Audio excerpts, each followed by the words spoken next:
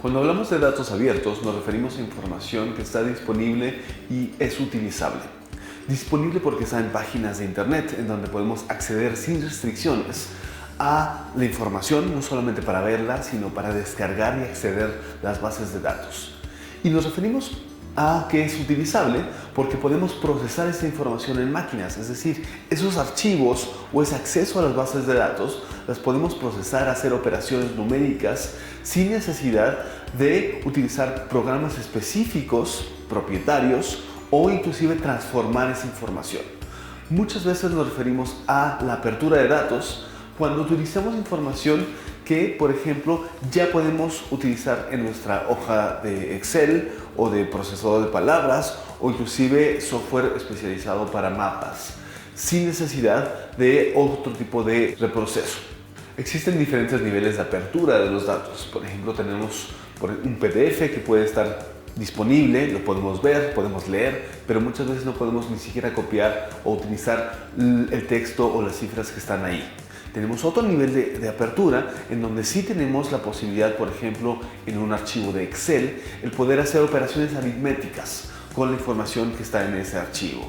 Pero muchas veces nos restringe que sean programas que puedan abrir solamente ese tipo de archivo. Después tenemos la posibilidad de abrir archivos, por ejemplo un .sv, en cualquier procesador de hojas de cálculo y cualquier programa que tenga que ver con bases de datos.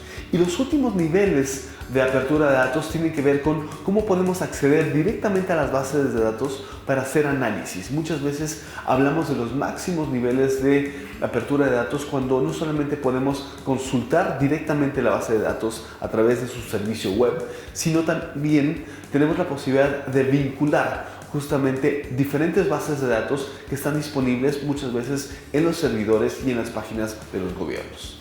En esta sección aprenderemos qué son los datos abiertos, cómo manejar los datos abiertos y también qué niveles de complejidad nos traen los datos dependiendo de su volumen y sus diferentes formatos.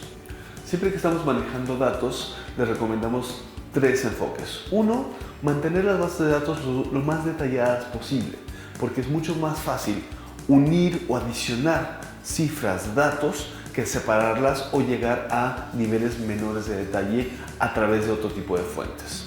Número dos, siempre es mejor poder vincular diferentes bases de datos a través de códigos o claves comunes en lugar de tener algo que pueda llegar a ser muy grande o muy poco manejable.